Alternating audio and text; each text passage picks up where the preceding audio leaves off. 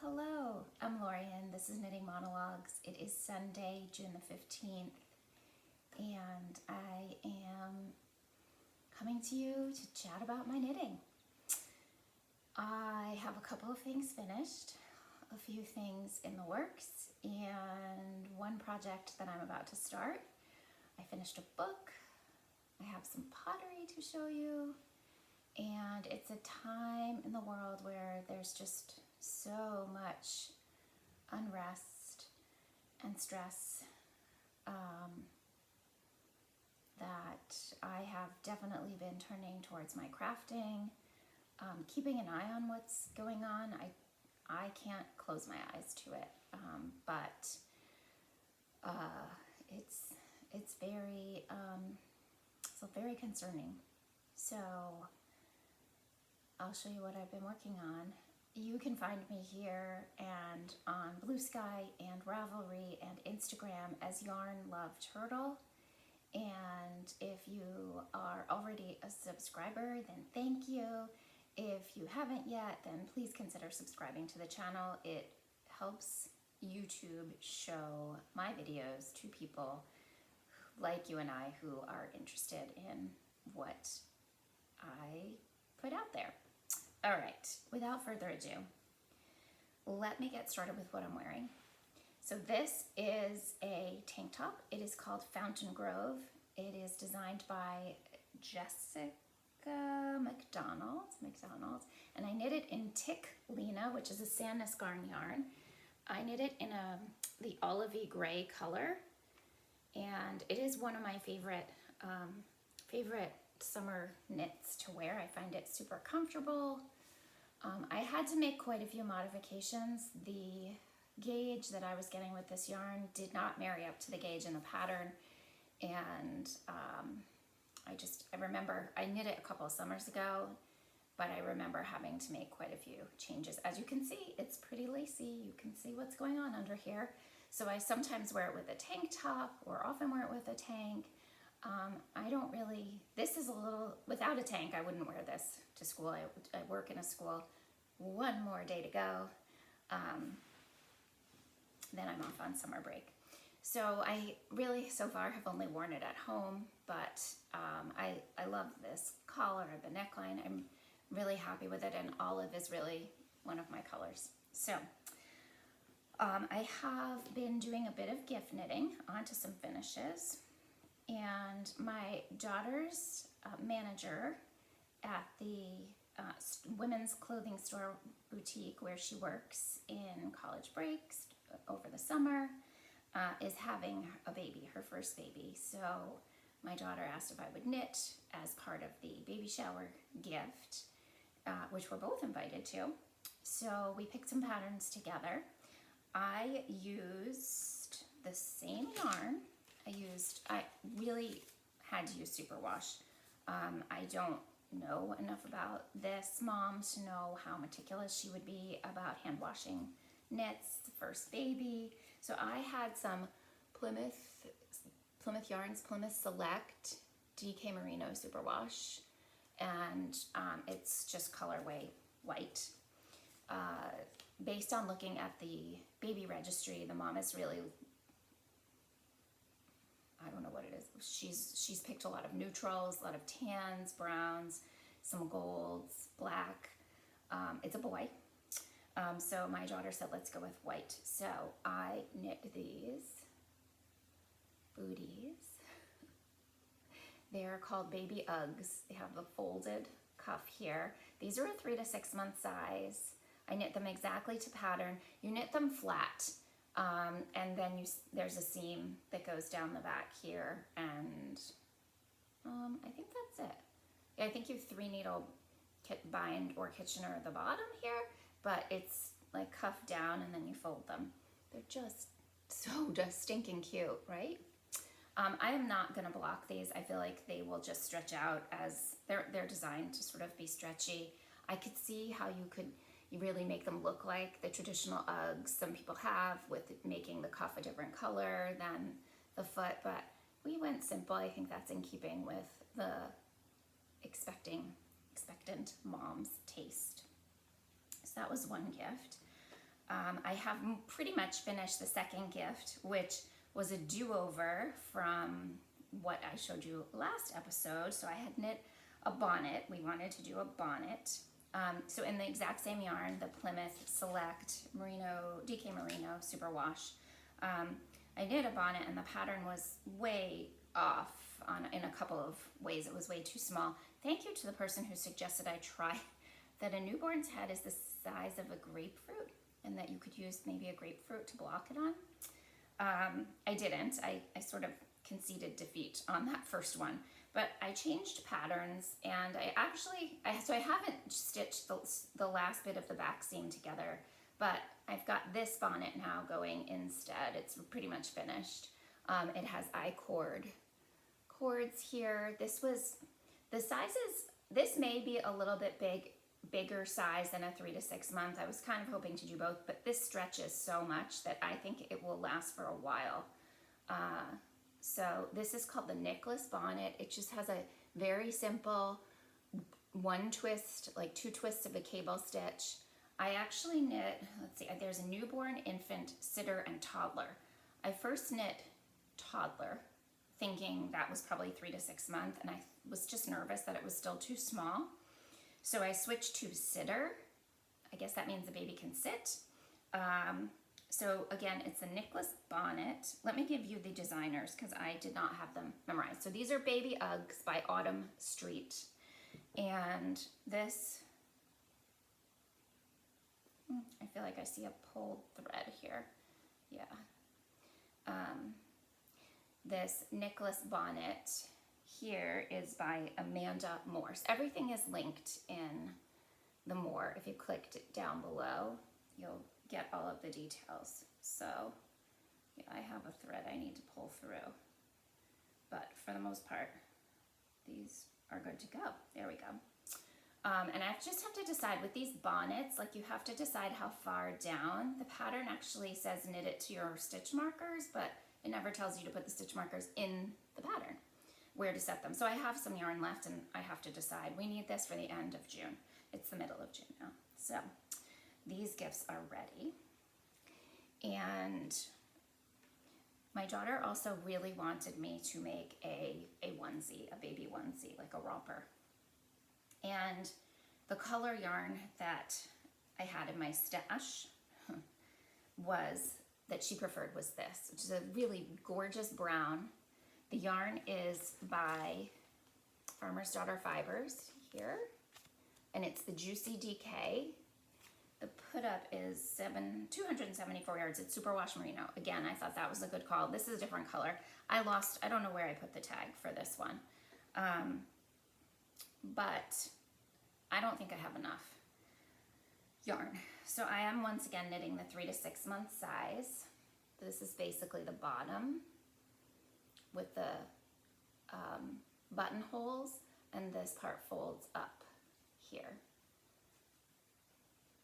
So super cute.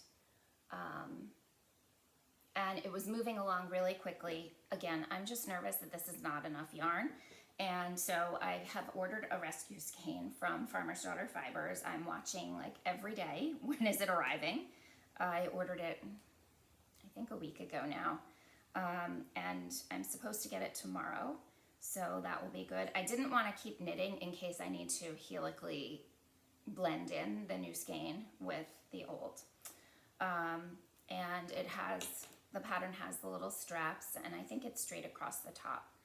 So I just think it's super cute. I considered putting like the little bear mouth and eyes or nose on, or just a nose. I don't even know if it has eyes usually, but we'll see. That might be a little too cutesy for my daughter's taste. So that pattern is called Basic Baby Romper by Alena Byers. Alena Byres. There we go.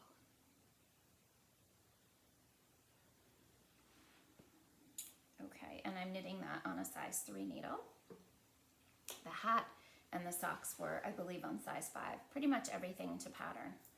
Okay, so those are gift knits that are in the works.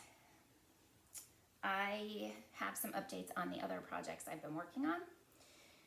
None of them are finished because I've been doing the baby knits for the most part. But let me start with the Halibut, which I have definitely made quite a bit of progress on. So I had finished the color work. Now I have finished the sleeves. They have not yet been blocked. I probably need another 1/2 inch out of length here. I feel like I will get it. I didn't realize how much of this yellow I have left. I actually have like most of a ball and a whole other ball, so I'm sure I have enough. So the sleeves are done. Once I finish the color work, I knit them 2 at a time, magic loop, and I decreased a little bit more rapidly for more fitted sleeves since the body is more fitted. Now, I definitely need to spend some time adding length to the body. It probably has about 9 inches or so, and I'm gonna make it like more of a full length, 13 or 14, I think. I'm kind of tempted to block. I think I'm heading out of town and I'm tempted to just block it while I'm away, let it just dry and pick it back up when I get back. So that's probably what I'll do because I think it's gonna take a bit to fully dry out. But I'm super happy with how this turned out. This is Halibut by Caitlin Hunter. I made the modifications according to Tribe Yarns, and I did sign up and do the knit along, the recorded knit along that was held live in December. And I really got a lot out of what I learned from that. Some really great tricks, and all of these fish are knit, and these diamonds are knit using intarsia. Maybe it's called stranded intarsia. You carry the main color, but you have bobbins and work the little the contrast colors as you get to each section. So it is knit flat. Here you can see in my underarms, as I have not stitched the seams up of where everything was open, and the back is very exposing right there. So this is the hole in the back where things start getting knit flat, and then you go back to knitting in the round. This yarn is Gepard Woolia. It's an Aran weight yarn. It's all wool, 100% more organic merino wool, and it's lovely. It's a wintry. It's airy. It has a lot of air in it, but it is definitely a warm knit or a cool weather to wear knit. So I had a lot of fun with getting it done. And now I just have to get it to the finish line. I did not block my swatch, confession, so I need to kind of play with what blocking does to it before I fully finish it. I'm tempted to do a longer waist ribbing on it than I might usually do, so we'll see, but it's in a good place. Let's see, what is next? Admittedly, I promised you when I started this channel I would never do this, and here I am breaking my own rule, which is leave a project in the middle of a row. I was at school and knitting on this, and I had to kind of set it down. So this is going to be a little hard to see, even though I guess it's okay just because it's in the middle of a row. This is a Featherweight cardigan by Hannah Fettig. This is the raglan, and it's just a basic, nearly white, lightweight, fingering weight cardigan. The only modification I've made so far is to thicken up the number of stitches in the raglan dimensions. I've knit this pattern twice before. I had decided I wanted this type of garment in my wardrobe. To be honest, it's very much utilitarian knit. Like, I will wear something like this a lot. So I think it's going to be very handy. I am tempted. I'm tempted. I'm definitely taking this one with me, actually.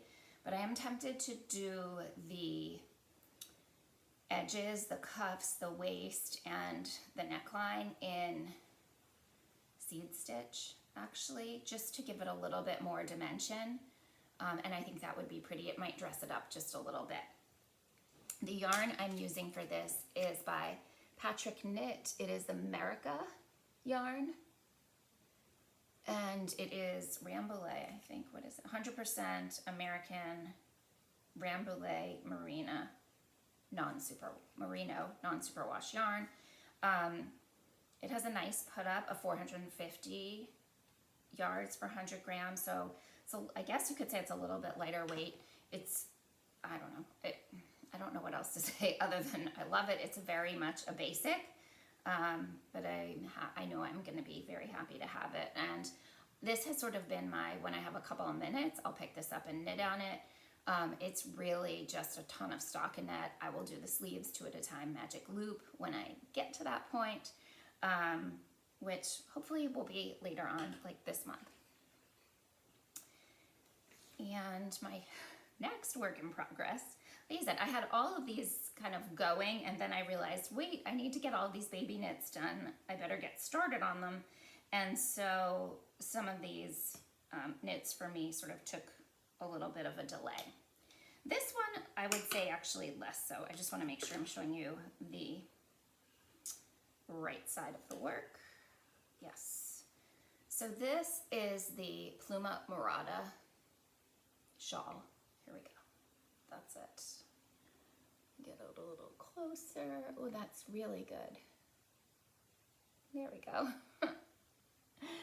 This is a lace weight small shawl, a single skein shawl designed by Locatelli. It uses the Magpie Fibers Plume yarn. That's what she designed it in. So I had purchased 2 skeins of this, and I really wanted to, I was curious about how it was to work up. I knew Hohi had designed a shawl. I thought, let me go for it. This color is called Fior de Latte. I also have, I think it's called Careless Whisper, which is kind of a mauvey pink, mauvey rose, like a darker color. The composition here is 75% cashmere and 25% silk, 315 yards for 25 grams. I have been working on this more recently. Now that the baby knits have pretty much been done or are on hold waiting for the rescue skein, I really picked this one back up to get over the finish line. It's ethereal, gauzy. I now have the pattern memorized. I feel like it took me longer than it should have, but I have the pattern memorized, and I have 20 rows in a bind off to go. So there is a chance that I would like to get this one. I'd like to get one of these. I'd like to get this one finished. But it's actually been very nice to work with. I very rarely use lace weight yarn. Like I said, I was just mostly curious. I would wear something like this. I think it's, again, a very useful piece, kind of like these basic Sophie and all the other shawlette, scarfette type things. So I'm hoping to get this one finished. I don't know even really how much blocking I will do, because I feel like I will mostly wear it scrunched up. And the lace, in my opinion, is already kind of opened up enough, but we'll see. Maybe I'll block it. It's basically lace and ribbing, and you just keep growing it and adding a section as you go. So that's my knitting. Pretty good. I showed you quite a lot. I thought I would talk briefly also about, I'll show you some books. So I'm a very slow reader. I prioritize my time for my knitting instead, but I really love to read. And I just finished a book that I absolutely adored. I was interested in reading it. The school where I work, the staff room or the copy room has a shelf or a couple of shelves where staff can just swap out books. You can borrow them, you bring them there, you're asked to bring them back. You can make a donation. There's no fee, there's no time limit. And one of the administrators who I support noticed that this book that she was reading, and I said, oh, when you're done, I'd love to read that. But she was reading her own copy, and she saw there was a copy on the shelf, so she grabbed it for me. It happened to be the large print format, which I don't usually read from, but was incredibly useful so that I did not have to read with my glasses on in bed. I could see everything. I can see everything regularly, but I have to put it pretty close to my face. So I finished reading All the Colors of the Dark by Chris Whitaker, and man, I just thought it was really beautiful. I mean, it was an opus as far as just how expansive it felt, how many years it covered, how many characters it sort of went in and out from, where the storyline was going. It was beautifully written. A lot of things you wouldn't that I couldn't quite tell where it was going, and somewhat unexpected ending. And I loved it. I had heard other people talking about it on their channel, and it added it to my list. I have a great list because I've asked many of you for suggestions. If you've read that book, let me know what you thought. If you haven't, go out and try and get a copy. It's not new, but it really it was a good one. Okay, so I did put that book back, so I can't show it to you, but I grabbed 2 others because I thought, let me see what they have, and I'll take more than one. Hopefully I'll get through more than one now that I have my summer off. So the first one I've started is by Jojo Moyes. It's called The Giver of Stars. I have read several of Jojo Moyes' other books, and a friend of mine who told me about this book when she was reading it, and I know she was enjoying it. So I picked it up, and I started reading it a couple of nights ago. So I am planning to go out of town to take a break. I love my family, I love my friends, I love my house, I love my town, but my mother has a home in Massachusetts that she is not using until July, and when she told me that, I just said, I'm happy to open the house for you. So so one of the things I'm hoping to do is read quite a bit, and so I'm bringing that book with me. I'll be there a little over a week.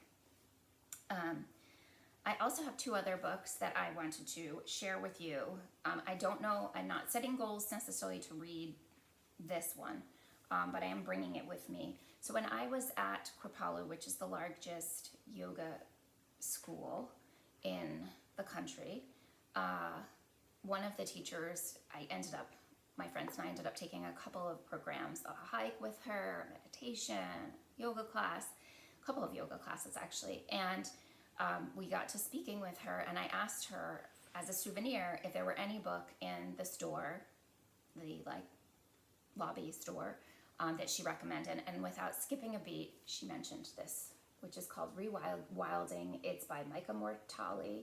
He is the director of the Kripalu Outdoor School, I think it's called, of Outdoor Learning. Yeah. Founder of the Kripalu School of Mindful Outdoor Leadership and director of the Kripalu Schools.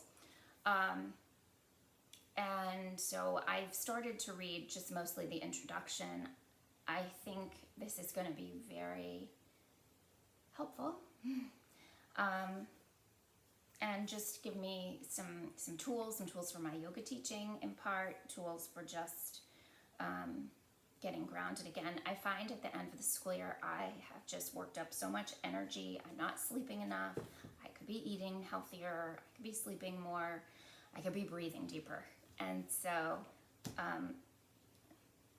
this is a bit about connecting with nature again and using nature to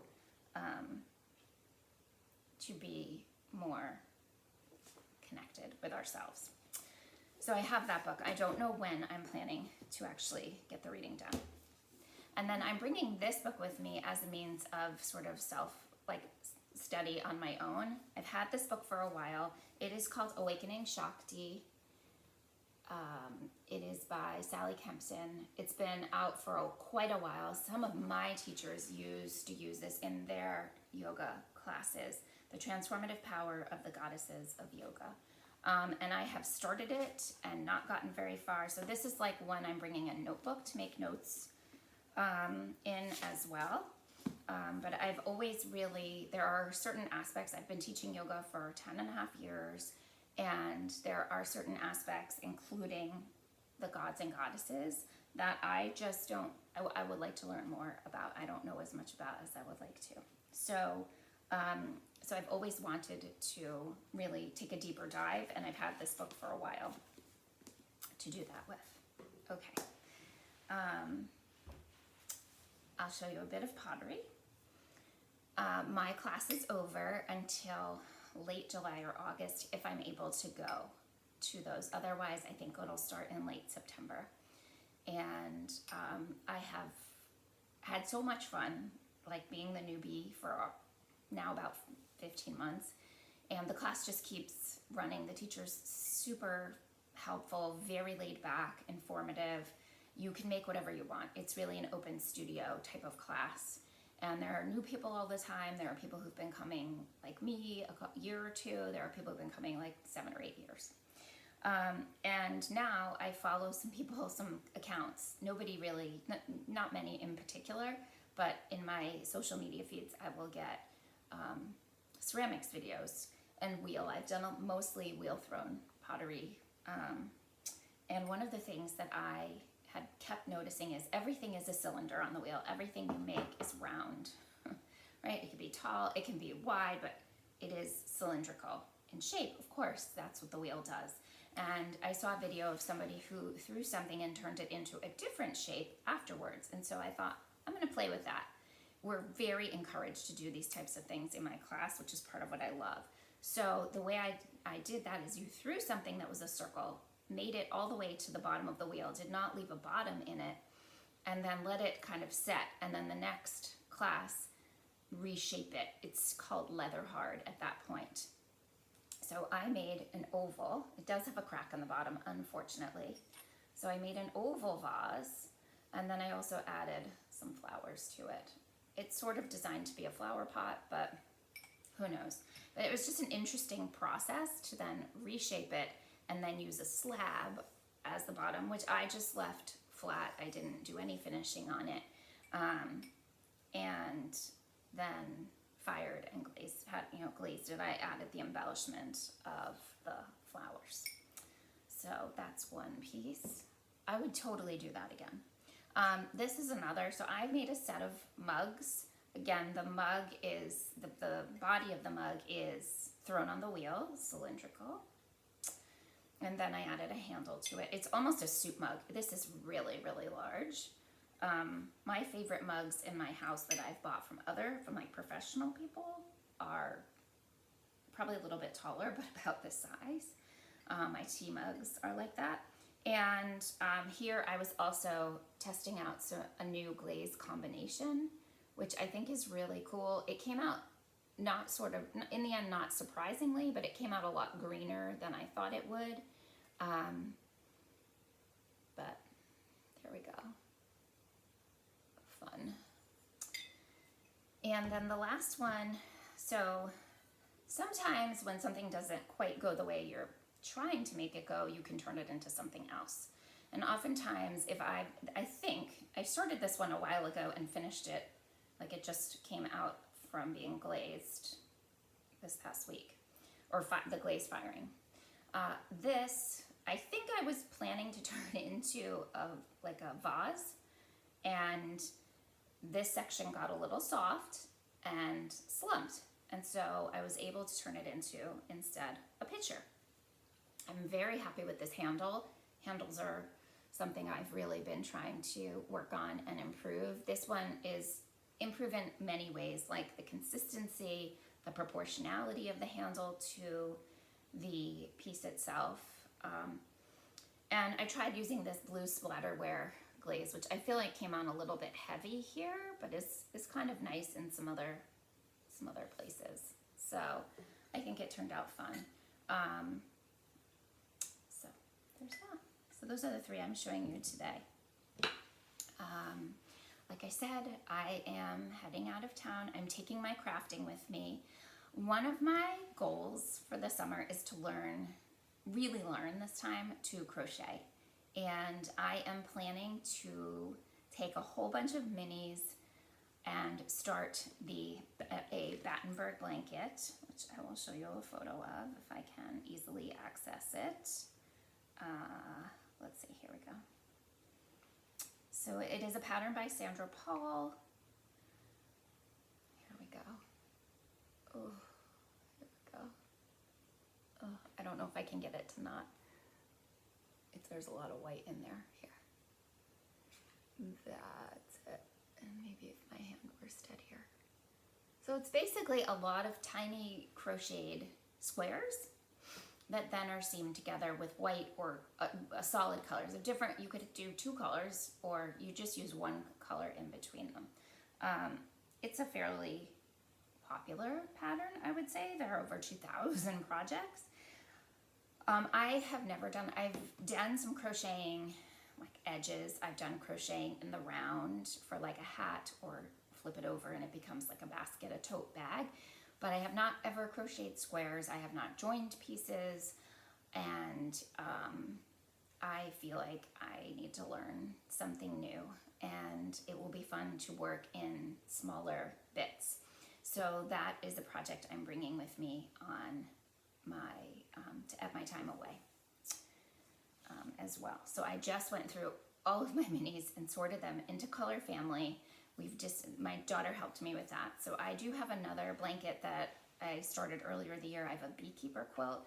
Those are going to be, the blues are going towards that, and the neutrals and like purplies are going towards this. And I have kept everything else in separate groupings to just sort of make sense of it. They're from all different kinds of sources or dyers, and they're all like 80-20 or 75-25 fingering weight base, and they're not singles, they're plied.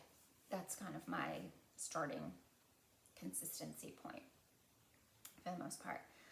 So I'm gonna really put it out there that I'm gonna try to learn more about crochet. I also just feel like in the summer, I know it works up faster, so I'm excited for that too. All right. It was really good to catch up with you. It's nice to come on and chat and touch base with everyone about where I am. How are you? How are you doing with everything that's going on in the world right now? What is helping you get through these times? And I will check back with you in a couple of weeks. Take care.